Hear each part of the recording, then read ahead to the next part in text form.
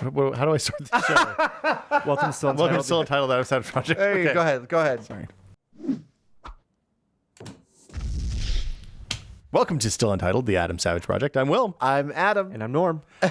Hey, guys. Good morning. We were just talking about stuff and things, and you have... this reminds me of my youth, actually. It reminds you of because you watched a lot of the Rambo. Well, Wait. I've never seen Rambo movies. Wait, you've never seen Rambo movies? Nope. And I've also never seen Rocky movies. My Stallone knowledge is limited to the Expendables. So let me just explain. Okay. Rambo, and First Blood, and First Blood Part 2 are both fantastic movies. Okay. They are truly great movies. Richard Crenna is the grizzled Vietnam trainer. Sylvester Stallone has never been better. Brian Dennehy as the evil sheriff. I love Brian Dennehy. It establishes a lot of tropes for that type of action movie. It is a genre. It's a genre-creating movie. And then the Rocky films talk about a genre. I mean, Rocky is fantastic. Rocky 2 is stunning. Even Rocky 3 is really entertaining. Is that the one with Mr. T?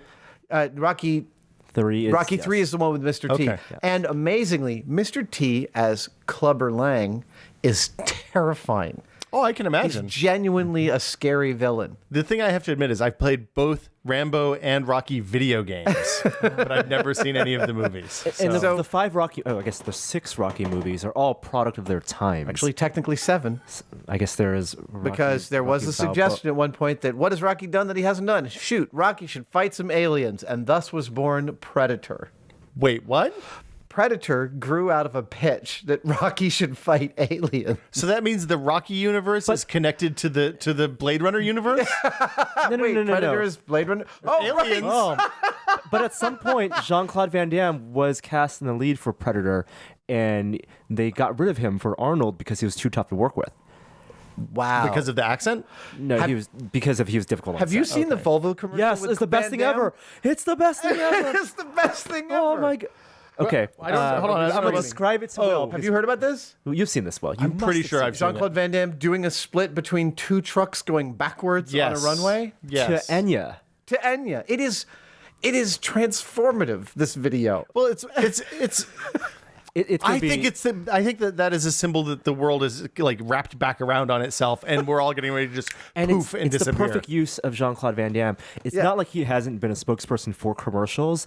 There have been commercials. He's known for splits, and there have been like parodies and jokes made of him that he's guesting on, like lighthearted It's stuff. been there've been Family Guy bits, I'm sure, about him doing splits. But this commercial takes him seriously. It's- takes Volvo. It's And it's amazing. And it's totally amazing to watch. Yeah. Could I have a little more volume in Yeah, my of course. headphones? So, yeah, I guess you're right. The Rocky universe does connect right to the Prometheus universe. Right, all the way through Blade a Runner, weird, through twisted Aliens, channel. through Predator. What a complete disaster. That's amazing. That is not. I don't know if that's good or not. No, there must be a graphical information poster out there that Well, draws these if there lines. not there will be tomorrow. Yes, So, exactly. So this is my Rambo First Blood knife. It's a pretty darn good replica. It's even got the compass. It's actually a liquid-filled compass Ooh, in the that's actually a good compass. handle of the butt and the butt of the handle, and a survival kit in there. Not strike anyone. Waterproof matches? Unfortunately. They're not waterproof. What? matches. What? Yeah, I know. That's where it's kind of cheap. The one problem I have with my Rambo First Blood knife is it's labeled Rambo First Blood knife. That's it's a little on the nose. It's just it's like God. no, that's okay. Let's put Yeah. it there and we'll just leave it there. So it's not even like a sticker. It's etched in there. Yeah. it's stamped in. Yeah. I can't get rid of it. So the thing about this kind of survival knife is Yes. that it's the kind of thing that when you join the Boy Scouts and you're 10 years old, you parents or grandparents or somebody gives you at the first opportunity. Really? Yes. Yeah, I got my mom or my dad got me like a 7-inch strap on your thigh, kill a bear knife when I was 10 years old. Nice. And it even had a little pouch on the side with the little tiny whetstone. Yeah, I've got the pouch for this one right there. But the whetstone that comes in a knife this size, unless you are really good at sharpening knives, is not quite useless, but actively damaging. Like Yes, it is. Oh yeah. If you don't know cannot- what you're doing, you could just yeah. So I thought I'd seen my parents sharpen knives for years by putting it into the thing on the counter and going. "Voop, voop." No. Oh my God. So what? So I was sitting on the first night at the end of the day. We'd hiked 8 miles. I was like, I'm going to bust out I'm going to sharpen the old knife just like they do in movies. And I got the 2-inch by half-inch whetstone and was just cutting straight across it. Oh no. I was like, it doesn't have a V, but it seems like it's working out okay. I hear the scraping. Yeah, something's So you happening. made a butter knife. I made the dullest ass survival knife you've ever seen. But it did have a liquid-filled compass in the handle, so I had that going for me. Yeah, so that's nice. I eventually took it into a shop, and they ran it on a angle grinder, and everything was fine again. Yeah. But it was never, I never lived that down. There are however many knives for however many Rambo movies, and they show up on the RPF from time to time. The trick is, if you want the one that is the most accurate, it's made by the guy who made the original or a guy who actually worked for him and has the license and makes the perfect replica, but they're expensive, like genuinely expensive, well over $1,000. good knives. Like a Should be. any kind of blade is expensive. Yeah. If it's made well, if it's not stamped out of metal and then ground down. This is true. This is true. It's I not own sold on the Holmes Shopping Network. Yeah. Yeah, we've talked about Bill Harsey on the Yes, we have. podcast before? Yes. Yeah, a long time ago. He did the Yarborough knife for the Green Berets, and I have a knife I bought from him, not from him, but hand ground by him. So he and I were corresponding. He sent me this picture of all these blanks on his workbench, and then a picture of him grinding them, and a picture of them being sent off to the manufacturer. And then I bought one of those knives from the manufacturer. Oh, that's funny. And it's beautiful. It's just gorgeous. But yeah, it was genuinely expensive. So when you make a knife, making a knife is different than like making a sword, right? A sword is usually folded over and over and over again until you reach a certain amount of strength. Yes, and there are people that do that with knives. And the whole reason for the folding is just because back then it was really hard to get high quality steel. Okay. So in a way, the folding is mostly a method of distributing the shitty parts of the steel throughout, so that the blade has a uniform behavioral response to being sharp and to being flexible and its ductility, etc. But with a knife, usually it's stamped, right? So they cut a blank and then you actually just grind it out, or were they folded as well in the old days? That's a good question. There are knives that are folded. There are makers around the world who buy folded steel specifically for making knives. I don't know I think most knives are stamped, but I don't know enough about the industry to say definitively. And it's a big artisan thing. There are people in their garages. And there are people that do things like they make knives only out of old files. The difference between a sword and a knife is that a sword needs to be flexible. So in general, swords are folded and then treated so that the edge of their blade is extra hard so that it holds that sharpness. And the back has more ductility so that when you smack it against something, it doesn't shatter. brittle. So if you look at a sword on a high-speed camera, when you have two guys going at each other with swords, the sword is actually flexing backwards away from the blade? The sword is... That's hard to say. I'm not exactly sure. It mostly is that in a knife, you can have a nice, really rigid blade that's brittle because you're not going to be smacking it against stuff. You're using it to hold its edge. But a sword, that won't work because there's just too much leverage. Okay. From what I understand of real sword fights, they last all of about 3 seconds. Yeah, usually somebody's head gets chopped off and you're done, right? I came across a knife fighting video recently that I thought was very funny, and someone said, I'm sorry. if you want to see how hard knife fighting is, give a 10-year-old a magic marker and then try and stop them from leaving a mark on you. It'll show you how impossible all knife a red fighting magic techniques marker, actually and that's are. where all the places you're cut. Exactly. Oh, no. Have you seen the Home Shopping Network video where the guy is selling Oh, knives yeah. and breaks? And that's a the brittleness. classic. That's a classic. I used to watch that guy. That guy, he sells The computers. Knife Show, it's He sold great. Dells. It is fun if you... There we go. If you hang out with Mike Rowe, he will tell you all 3 of the stories for all 3 of the times he's been fired from the Home Shopping the Network. Nun. I know the Nun story. Wow. He did one where they were selling a necklace made of ice, and they were talking about how they're going fast, and it was like a midnight joke, like 2 a.m, and the problem was within something like 20 minutes they'd sold 150 of them. Okay, hold on. Is 150 not very many? Well, no. It was like it was a total parody. Oh, okay. Of this is a necklace. It's made out of ice, and he like came up with some copy for it. And within like 10 minutes, 150 people had called the call center to order this melting necklace. Oh, that makes me sad. Yeah. It turns out people don't have a sense of humor. Well, and people just get excited about what's on TV. Yes, like I don't. I mean, yeah. Okay. We're here the Saturday before you go on tour. We are. I'm leaving Monday for Texas, and I won't come back to my house or this shop until really almost New Year's. Wow. That is a long, long time. I'm rapidly trying to get all these things in line to ship out to different people. I've got projects on the burner. I've got commissions going out. I've got trades happening. And I'm doing all this packing and Does that have Fallon written on it? Falcon. Oh, Falcon. Falcon. Okay. Because it's a falcon. I understand that it's a Falcon. I was just like, is that the Fallon Falcon? No, it's not for Jimmy Fallon. Okay. I don't know Jimmy Fallon yet. Well, there's still time. There is still time. Okay, so you guys so when you're on the tour, and just so you know, we're talking about Behind the Myths tour, this which is is the thing that you and Jamie and I are doing 29 cities in 33 days. And you do it kind of off and on throughout the rest of the year as allows. Yeah, we do weekend shows here and there. So just a few weeks ago, we did 2 shows in San Francisco and 1 in San Diego. Before that, we were in the Midwest. And we did one at Dragon Con in Atlanta. But it's much easier to sell tickets when you can build momentum. And for us, the multi-week tours are they're just much better for us in terms of return and in terms of getting into a rhythm with the show. Okay.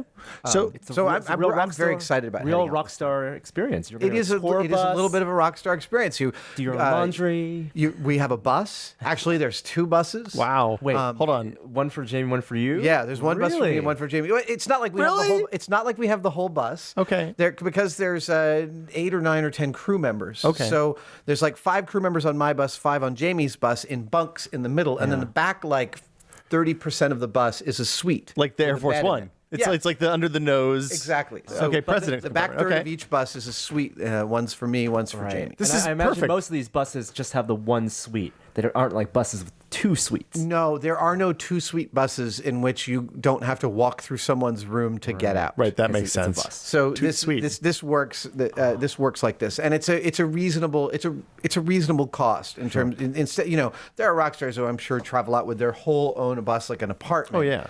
We are not them. So when people are driving along the interstate over the next few months, and will they be able to see a pair of buses running in tandem, one with Jamie's face painted 12 feet tall on the side, one with your face? No, Because that would be kind of rad. It's not. Yeah, it would be rad, but And then it's you get not. Jean-Claude That's not Van the Damme case. do The splits buses are between them. unmarked. Last year, when we went out on tour, I was riding in Bob Weir's bus. Ooh. See, a lot of rock stars actually buy these buses and then they rent them out. Yeah. I think that's the model. I'm not sure. This time, I'm not sure. I have a different bus. What's really nice is you wake up in a city. Let's say next week it'll be Midland, Texas.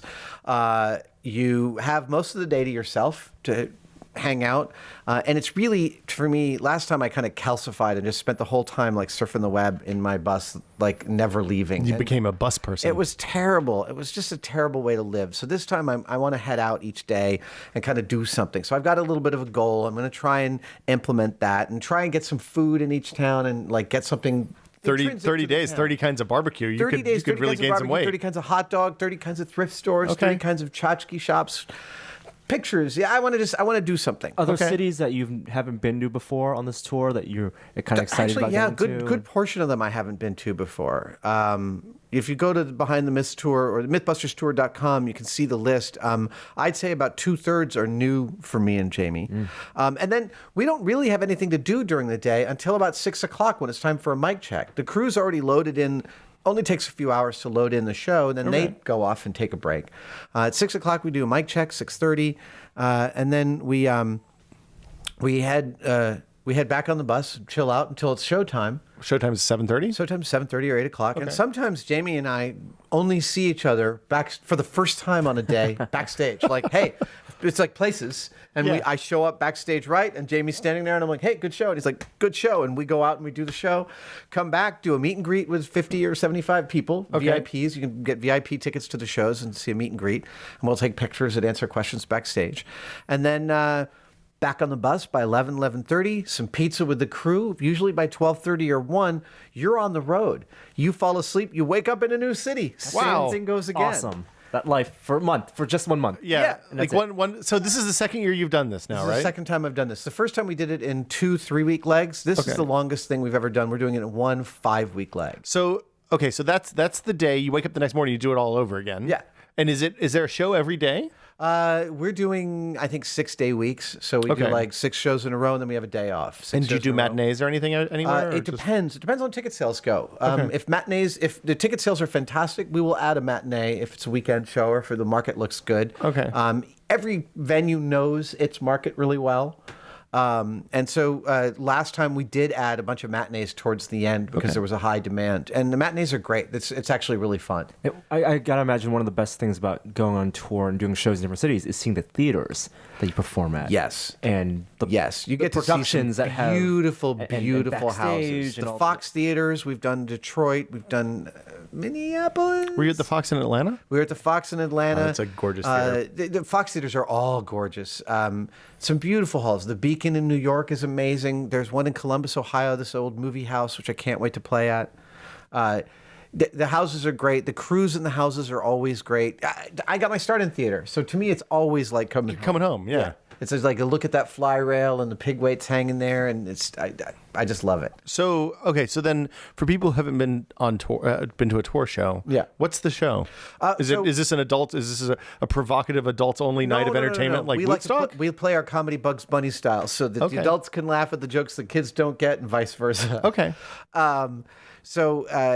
It's actually was an interesting thing when we talked about trying to bring MythBusters to this stage. We knew we're not going to be up there doing experiments Yeah, you weren't going to like launch a car off a ramp with a jet engine attached. or do something where we don't know what the outcome's going to be. But we Right. also don't want to just do a bunch of science demos. Like, isn't gravity amazing?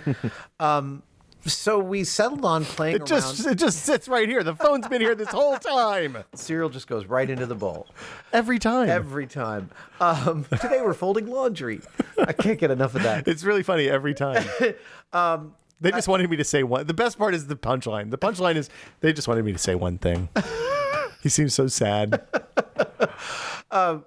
So we settled on playing with the audience, bringing up. So I should make it clear on MythBusters, we understand that our role is we are the audience's avatar. We are your experiential guide to what's going on. So we're going to go through it. We're going to talk about what it's like. We're going to say it was horrible or say it was fun, and you get to experience it through You're our thinking eyes. out loud, Right. to make sure that the people at home understand what just happened, even if you couldn't necessarily show it or if Yeah. it gets lost in translation or whatever. Exactly. But on stage, it doesn't work like that. On stage, you're the ringleader. Like it or not, you are the ringleader, and they want you to take them on a journey, and it's a different style of thing. So we use the audience as the audience's avatar. We bring up like 13 people on stage in the course of the show, and we play around with them. We mess with their perceptions. We test them against each other in feats of strength, utilizing some physics and some counterintuitive physics as well. And it's really, really, really fun.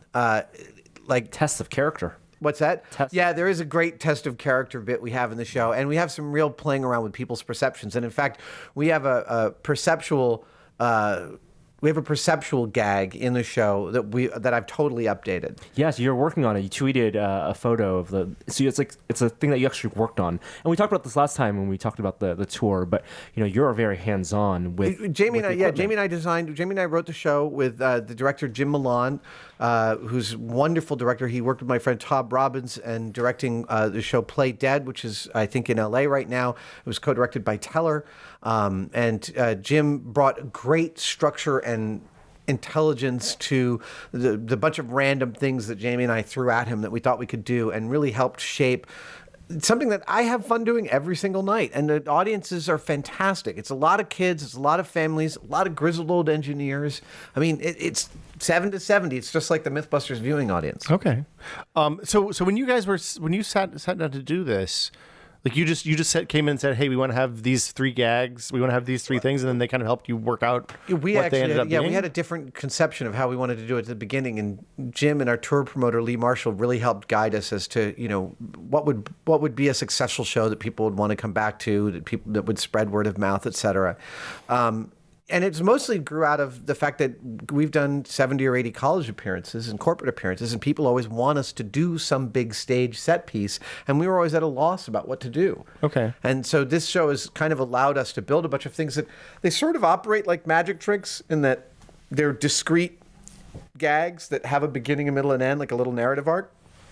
But and we change them up. Like we're adding a couple of new pieces for this run. The script changes all the time as we kind of understand the bits better. It's funny. I think Norm, you were there, but we were at the NVIDIA event years ago where you guys did the parallel really? computing paintball. The painting. It was a Mona Lisa or something. We painted right? the Mona Lisa in 70 milliseconds. Yeah, I remember it was cool because weeks before that, I was on some tour, a special fixing up north, and I remember seeing that machine being made in a shop. You were up at ILM, up at Yeah, Kernerworks. yes. And I didn't know what it was at for, and then when I saw the bit, I'm like, that's where that was built. That NVIDIA thing, and we should post a link. We can post a link to it. Yeah. It's that was a very interesting deal because NVIDIA came to us and asked us to demonstrate the difference between parallel and serial computing, and we decided to do it by making a robot that painted a picture by aiming each paintball like a pixel, and then we built a robot with 1,100 barrels that fired them all at once at a canvas and painted the Mona Lisa.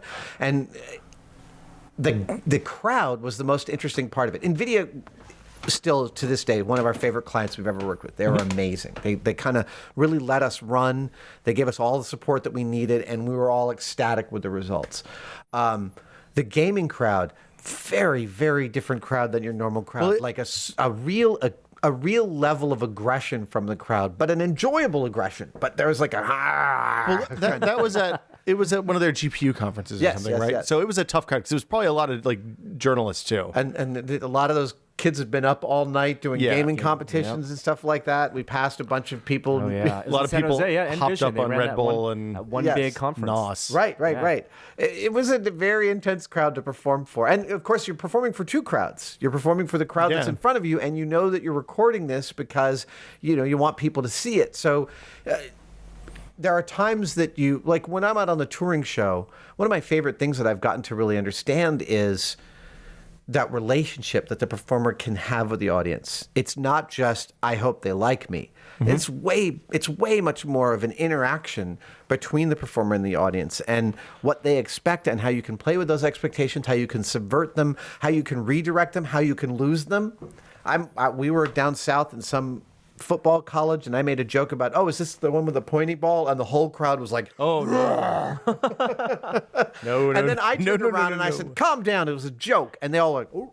It's like you can, that relationship with the audience is a very interesting one. And stand-up comedians really, that's the thing that I'm most fascinated by what stand-up comedians do, is have that deep interaction with the audience in a way that most people find absolutely terrifying. But it's like a comedian sits up there and puts his head in a lion's mouth every night.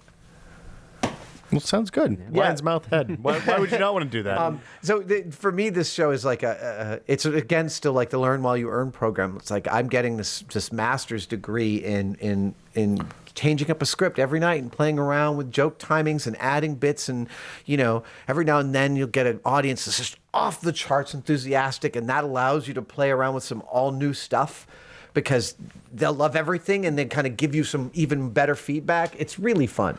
And then you guys actually build the stuff, right? No. We designed all the stuff. The builds came out of a couple of different places. One of the main ones is my friend Fawn Davis up in Marin County, and he's actually just finished refurbishing a bunch of stuff because it's beaten up after 70 shows. Yeah, I can imagine. Touring is really hard on objects and people too. I would think. I remember at the end of the tour last year, you guys had planned a big trip and you were just like, I just want to spend some time at home with the sweatpants on, watching movies. Yes, exactly. It seemed good. And this tour will end in just before Christmas. And actually, I think I'm going to bring my family up to New York, and we're going to spend Christmas in New York with some of my other family. Beautiful. Yeah, it's going to be really nice.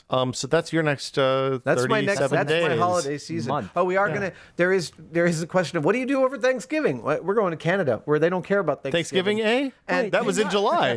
They must care about. No, they care about. They have Canadian Thanksgiving. Do they? When is that? I'm looking it up on the internet right now. No, it's like 3 months ago. We're doing Edmonton, Alberta, Regina, and it is. The ticket sales in Canada have been stunning. I cannot wait. I will tell you that one of the most enthusiastic audiences we ever encountered. The only audience that ever asked for an encore bow Wow. Wow, really? was Montreal. And Toronto. The French Canadians Yes, even? and Toronto was a close second. Montreal clapped so long, I went and got Jamie in his dressing room and said, dude, we need to do a curtain call. And he said, what is that? So hold on. So what does Jamie do on his, like, you like... I have a goal. You're going out, you explore, you find new things, or you sit and order a bunch of stuff on eBay, one way or the other. Yeah. What does Jamie do during, like, because there's a lot of downtime, and he doesn't usually have a lot of downtime. There's no shop to work in. I haven't the slightest idea. I think maybe he sets a timer on his cryonic chamber with a time lock so it wakes him up in time. I want to find out. I pictured Jamie like Leon, the professional, in a chair with his sunglasses on and a gun right here. Just sitting there waiting. Oh, it's time. Okay. He's the Winter Soldier. I have no internet, so I'm not gonna know when Canadian Thanksgiving is. I bet people will tell us in the comments. Yes, but tell I think us in the comments when Canadian Thanksgiving. We love Canada, I love Canada, dude. Poutine? Poutine. It's French fries and gravy. Why would you not like that? With cheese curds. And let me just tell you, there is a restaurant. Great.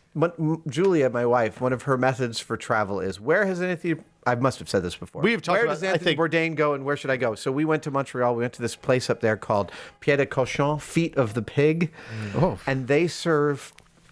Not only did our waiter sit down at our table with a bottle of Bushmills and 3 shot glasses. That's amazing. Yeah, but they served us fried foie gras cubes, in which he says, when you put it in your mouth, you need to close your lips because it will explode. And totally true. And they also made foie gras poutine. I know probably some comments about foie gras. Why wouldn't you? Unbelievable. Foie gras poutine. It's a little rich. I will You know my theory about geese. Like, I'm usually against cruelty to animals, but geese are such dicks, they deserve it. Assholes. Right. Anyway, I love Canada. Montreal and Toronto are two of my favorite cities. Vancouver's great a whole too. bunch. Vancouver, I've been to only a couple of times, but I did go there long enough to eat at Japadog. Okay. It's phenomenal. Tempura Seattle. fried hot dogs Yeah. with like kimchi and seaweed and stuff. I've heard good things about Manitoba and Winnipeg. but I've never been I've there. always Montreal wanted City? to go to Banff, and actually Banff, one of yes. the trips that I want to skiing do with place, my right? family. It's in the middle. Yeah. And there's like giant lodges there for the winter. Like the old kind with the big fireplace in the middle and a hole above it? Exactly. Yeah, that sounds good. So what my wife's and I favorite way to travel. My favorite way to travel is the train. We have taken a bunch of long train trips: New York to Montreal, San Francisco to Seattle. We actually went all the way from San Francisco to Aspen to Chicago a few years ago. So I want to do Vancouver to Banff. I've heard that's one of the most beautiful train rides in the world. I've done the first like 3 hours of that, which is Vancouver to Whistler. Yeah. And that was amazing. Whistler's great. I Whistler's love fantastic. Whistler. We went to Whistler in the summer a few years ago. Yeah, we did a couple last year. Because I don't like cold. I'm anti-cold weather. But we went to Whistler in the summer, and we went like mountain biking and just kind of hiking. And all those trails named after it's songs amazing. by the Dead Kennedys. Yeah, exactly. Yeah. It's clearly a town built by Canadian skiing stoners. So, and I guess my son Thing One announced as we were leaving Whistler, this is what I want to do with my life. I want to move to Whistler. Yeah. I want to go to whatever it takes for me to live here. That's what I want to do. I had in Whistler one of the top 5 meals of my life in the basement of a Best Western. Wow. There's a What's even restaurant. connected to an Is it IHOP? like the Fight Club? No. Okay, first off, Best Westerns in Canada are actually pretty nice hotels. It's not the normal thing that we have here. I will tell you. I'm just as a slight aside to agree with you. There's a California Best Western at Pismo Beach That one's, yeah, those are good. that we have declared in my family is the best. Oh, the Western. There was one in Whistler. I'll give it a run. It is a stunning view. You're right on the craggy rocks looking over the crashing Pacific Ocean. Best Western, Pismo Beach, cheap rooms, beautiful, great food all around. So Anyway. when we were in Whistler, the head sommelier for the Fairmont, which was the nice hotel in that's town, where we stayed. is a friend of my wife's. Nice. And she asked him on the last night, where should we go? We wanted to have a special dinner. And he said, "You're not going to believe me." But you should go. I hope I'm not getting him in trouble. You should go to the basement to this restaurant. It's in the basement of the Best Western, but it's really good, and they have the best wine cellar I've ever seen. Wow. And they told him we were coming, and we got the tour of the wine cellar, and it was unbelievable. It was like those castles in the basement of European, the Amazing. cellars in the bottom of European castles. It was rad, and the food was just Is Best Buster an unbelievably American good. franchise or is it? It's an American franchise, but I think I save think all the good ones for Canada. I mean, we stay in Best Westerns when we travel with the dog because you can take the dog in, which tells you what kind of hotel they are in the U.S. But Well, that's the Kimpton group also is very that's a dog-friendly. little more expensive than the Best true. Western typically. If you like your decor a little like Beetlejuice with dog-friendly people. Yeah, the Kimpton brings you a dog bed when you They check do. in. It's really nice. And when you walk in, they have a board that says, "We're welcoming Maggie and Huxley." we leave the dog with the girls at the desk when we go to the Kimpton. It's very nice. Yes. And I guess on that note, I have no idea what this podcast was It's about. all been about travel. Yeah. I'd say travel is a the unifying theme. element. Okay. Canada, we'll see you over Thanksgiving week. We will have a few more. You're going to be gone for a little while. We're going to record a couple more podcasts, so don't freak out. But we're also going to try and do some from the road. We're going to learn how to do them from the road. Yeah. So we'll see you guys next week. If you like us, rate us, leave comments. All the love normal those stuff comments. applies. Yeah. See you guys later. Bye, guys. Bye.